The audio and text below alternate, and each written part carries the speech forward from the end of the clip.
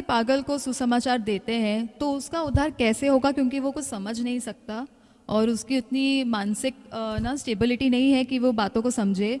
तो ऐसे जो व्यक्ति होते हैं, ऐसे इंसान होते हैं जिनकी मेंटली इंस्टेबिलिटी है, तो वो वैसे इंसानों का उद्धार कैसे होगा? ओके, एक आपने कहा था और एक भी क्वेश्चन था ना, किसी ने भेजा था इसी रिलेटेड, या यही है? नहीं, अच्छा, पागल वाला कॉन्सेप्ट है ना? ओके, तो सबसे पहले मैं आपको कुछ दिखा देता हूँ, फिर उसके बाद में आपसे मैं बात करता हूँ। हेडीज का भी किसी ने कुछ पूछा था ना, उसको कनेक्ट करना है क्या साथ में? हेडीज का कुछ पूछा? अच्छा, वो वाला क्या क्वेश्चन था वो?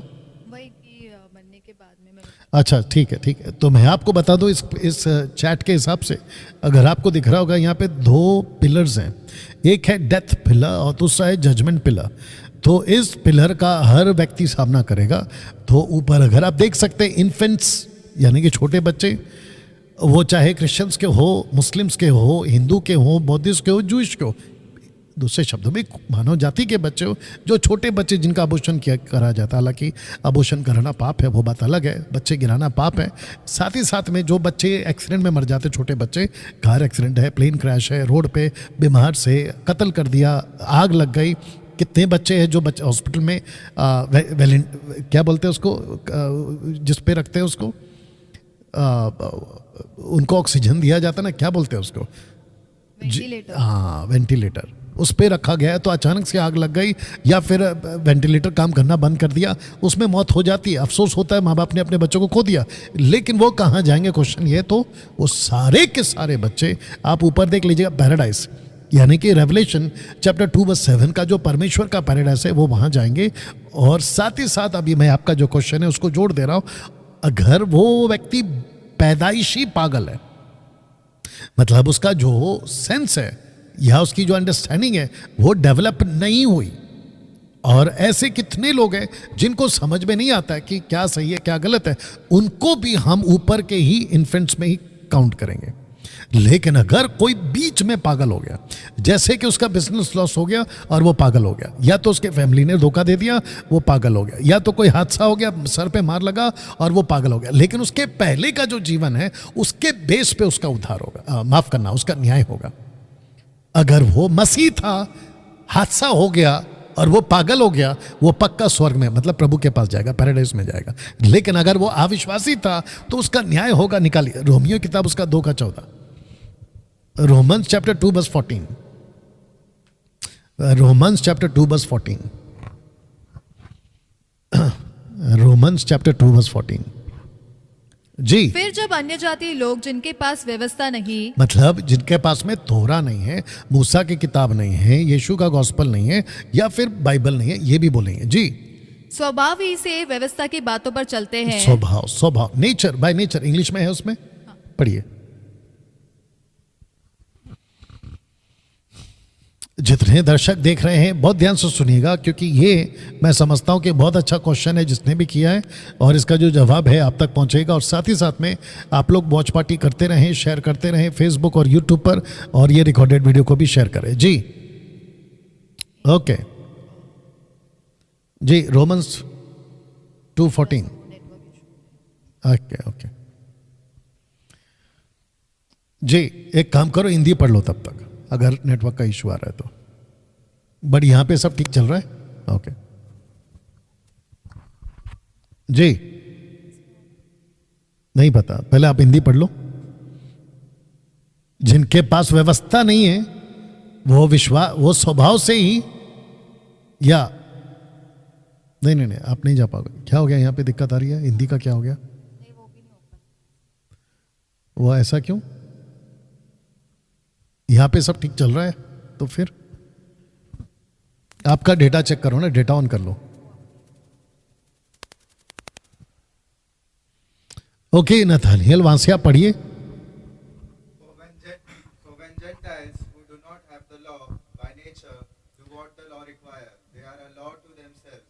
ओके, सो बाय नेचर, स्वभाव ही से, बाय नेचर।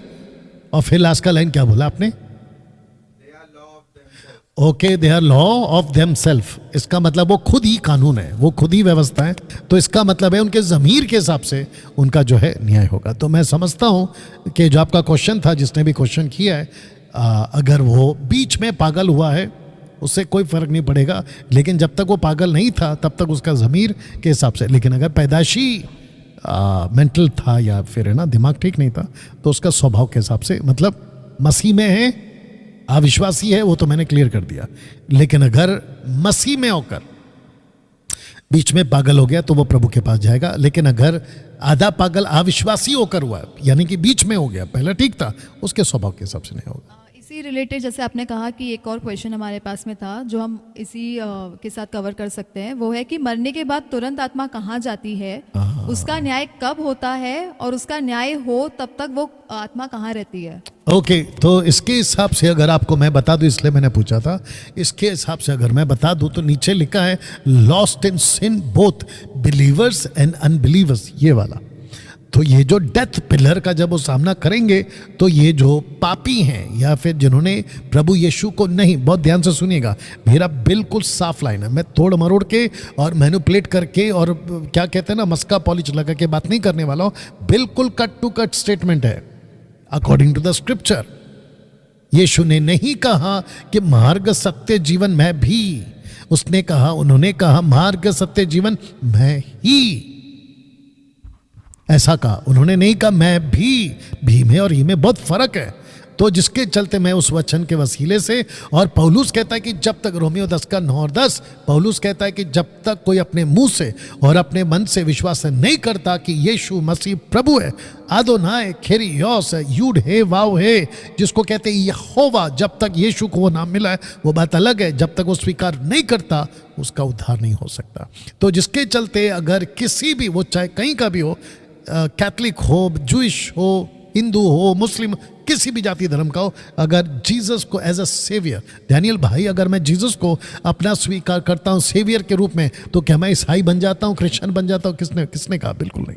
आप जो हैं वही रहोगे। बात यहाँ हो रही है जीवन परिवर्तन की, बात यहाँ हो रही है उद्धार पाने की, और जिस प्लैनेट पे आप जी रहे हैं, जिसने इस प्लैनेट को बनाया है वो एक परमेश्वर है, ही इज अ गॉड, और उसके विरोध में इस पृथ्वी का पहला आदमी जिसका नाम है आदम, उसने गलती की तो गलती की गुनाह की माफी उसने उसी से मांगनी है जिसके विरोध में गलती की है।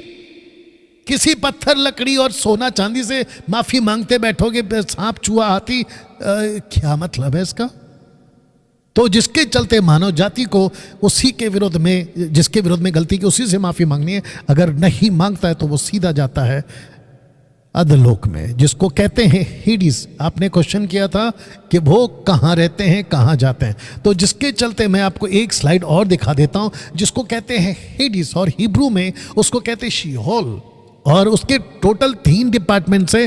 पहला डिपार्टमेंट है जिसको कहते हैं पैराडाइज, जहां अच्छा वक्त बीतता है, जिसको कहते हैं गुड टाइम, जब तक डाकू, वो लेफ्ट माफ करना राइट वाला डाकू, जब तक जीसस के साथ में जो राइट वाला था, उसने, जीसस ने कहा था कि आज ही तू मेरे साथ में पैराडाइस में होगा, मतलब स्वर्ग लोक में, सुख लोक में होगा, जिसको हेडिस नाम दिया गया है, वो है गुड टाइम। उसके ठीक बगल में जो हेडिस है, दूसरा एक प्लेस है, उसको कहते हैं टॉर्मेंट, जो कि बैड टाइम, बुरा वक्त। तो लाजर गया पैराडाइस में और धनवान गया टॉर्मेंट में। उसके बिल्कुल ठीक बगल में एक और प्लेस है और उसको कहते हैं टटारस, यानी कि वो बाउंड एंजल्स के लिए रखा गया, वहां इंसान नहीं जा सकते। तो ये टोटल 3 डिपार्टमेंट्स है। इसकी भी स्टडी हम जो है बाइबल कॉलेज में देते हैं।